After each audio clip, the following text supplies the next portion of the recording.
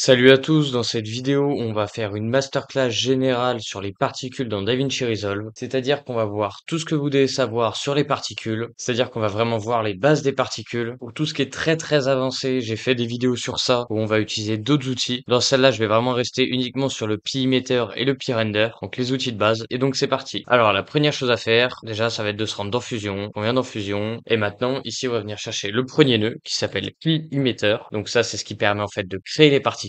Et dans DaVinci Resolve, ça consomme énormément d'énergie. Donc en fait, c'est comme la 3D. On va devoir venir chercher un render qui va rendre en fait ces particules. Et celui-là, pareil, s'appelle pi quelque chose, donc pi render. En fait, si vous voulez savoir, quand vous tapez pi quelque chose, c'est toujours le système de particules. C'est pareil, quand vous tapez 3D, vous êtes dans le système 3D, ou quand vous tapez S quelque chose, vous êtes dans le système vectoriel. Maintenant, on vient connecter ça dans le pi render, et on va mettre ça dans le viewer. Maintenant, dans le pi render, on peut venir choisir déjà si on veut travailler en 2D ou en 3D. Si on travaille en 3D, à la suite, on va être obligé d'ajouter un render 3D donc on vient ici, on tape render 3D, ajouter, et après on peut mettre ça dans le viewer. Là pour l'instant je vais rester en 3D, donc c'est parfait. Et maintenant ce qui va nous intéresser en fait c'est le PEmeter. Donc dans le PEmeter, on peut vraiment faire énormément de choses, donc on peut venir créer les particules, créer différents styles de particules, différentes quantités, différentes vitesses, différentes couleurs, différentes positions, différentes formes de particules dans le sens où ça va s'adapter à une forme qu'on souhaite. Donc voilà. Alors la première chose à savoir déjà, c'est comment ça marche en fait ces paramètres-là. Que vous voyez là, il se passe rien, mais en fait quand j'avance, vous voyez qu'il y a des particules qui apparaissent. Alors pourquoi elles apparaissent? Pourquoi quand je me déplace dans le temps, ça apparaît comme ça? En fait, la première chose à regarder, c'est ici la variable. En fait, la variable, elle nous indique le nombre de particules qui vont être créées chaque seconde. C'est-à-dire que à la frame 0, il y a 0 particules. Si je vais une frame plus loin, vous voyez que là, normalement, je dois avoir 10 particules. Donc si je zoome, 1, 2, 3, 4, 5, 6, 7, 8, 9, 10. En fait, là, non, j'en ai 20 parce que du coup, il compte la frame 0. Et après, quand j'avance d'une frame, il y en a 10 à chaque fois qui vont venir s'ajouter. Regardez, 10 nouvelles, 10 nouvelles, 10 nouvelles, 10 nouvelles, 10 nouvelles, etc. Et si je m'avance beaucoup, vous voyez qu'il y en a encore qui vont se former. Mais à partir d'un certain moment, justement, vous voyez qu'il y en a qui disparaissent. À ce moment-là, c'est quoi? C'est la frame 100. Vous voyez qu'avant ça, il y a rien. Et pourquoi? C'est parce qu'en fait, ici, la durée de vie de nos particules sont de 100. C'est-à-dire qu'à partir de la frame 100, 10 particules vont être supprimées. Ce qui fait que, en fait, vous voyez, après, ça va venir s'équilibrer à la frame 100. On restera toujours au même nombre de particules. C'est-à-dire que à la frame 100, normalement, on doit avoir 10 fois 100.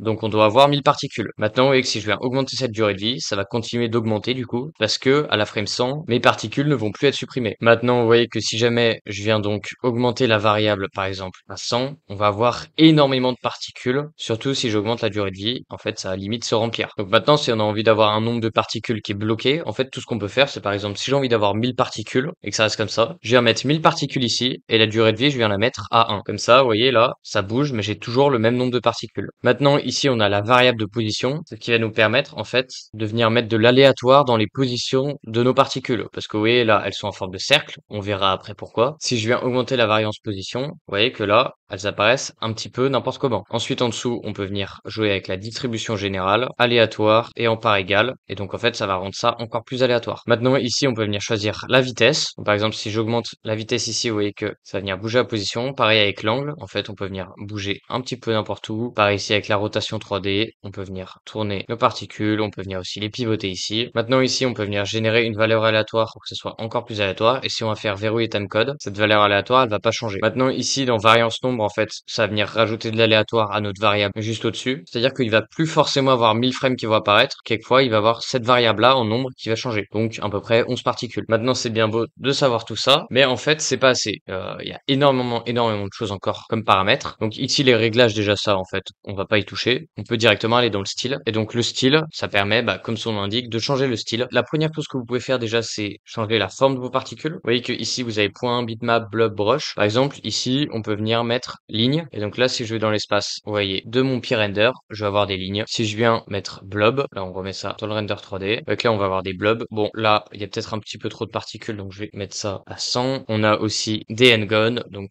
n-gon, ça peut être des étoiles. Vous pouvez choisir, en fait. C'est les côtés. Vous voyez, là, je peux prendre un pentagone, prendre des étoiles. Je peux faire en sorte que les étoiles soient un petit peu transparentes. Je peux jouer avec pas mal de choses ici. Ici, point cluster. Donc, point cluster, c'est un petit peu comme les points ici, mais c'est un peu plus beau. Bref, vous pouvez tous les tester. Celui celui qui est intéressant, qui est un peu différent des autres, c'est Bitmap en fait. Quand on clique dessus, il y a rien qui apparaît. C'est parce qu'en fait, on va venir pouvoir créer notre propre forme de particule. Par exemple, si je viens prendre un texte et qu'ensuite je viens chercher un bitmap, je connecte ce texte dans le bitmap et je connecte le bitmap dans la flèche ici. Vous voyez qu'il y a une flèche qui s'est ajoutée parce que j'ai mis bitmap ici. Et ben maintenant, en fait, si je viens écrire par exemple LB DaVinci et que je viens zoomer, vous voyez que là, en fait, ça va être des particules comme je les ai créées, donc avec le LB DaVinci. Vous voyez là, on reconnaît bien. Maintenant, si on veut augmenter la taille de ça pour mieux le voir, on peut aller dans région et ici augmenter la taille. Donc ça, on peut le faire au début. On augmente la taille là. On peut augmenter aussi la taille du texte. Dans le pied émetteur, on peut augmenter aussi la taille ici. Et donc là, on peut revenir là et par exemple augmenter la vitesse ici pour décaler ça. Vous voyez les positions, là ça marche bien. Et donc en fait, l'avantage de ça, c'est que vous pouvez créer n'importe quelle forme de particule. Typiquement, on peut prendre, je sais pas, un background, une ellipse. Et si j'ai envie de faire une particule, on va dire comme ça, en blanc, je viens connecter ça ici, mettre ça dans le viewer. Et là, vous voyez que donc, on a bien les particules que je viens de créer. Donc ça, le bitmap, c'est vraiment très très bien. Ensuite, en dessous, dans le style, bien évidemment, on peut venir changer la couleur. Donc vous voyez là, assez simple, hein. Je clique sur les couleurs et ça les change. Ici, on peut venir faire color variance et color over life control. Donc ça permet en fait de changer la couleur pendant l'apparition des particules. Ensuite, ici, on peut venir modifier la taille de nos particules ici. Pareil, la variance. Et on peut faire pas mal de choses. On peut aussi faire des animations de fade. Donc vous voyez, pour que ça soit un petit peu moins fort. Ici, on peut venir jouer avec le time offset si jamais on fait des apparitions. Comme ça, en fait, chaque particule va faire la même animation mais décalée dans le temps. Donc ça, c'est comme le nœud duplicate. Et donc la région, ça permet de donner une forme à nos particules, mais pas une forme. Comme ça, on va dire une forme générale auquel elles vont s'accorder. Typiquement, si j'ai envie de donner une forme de téléphone, je pourrais venir mettre une image de téléphone et mes particules de cette forme-là s'intégreront dans la forme du téléphone. Par exemple, la forme de base, vous voyez, si je mets ça dans le viewer,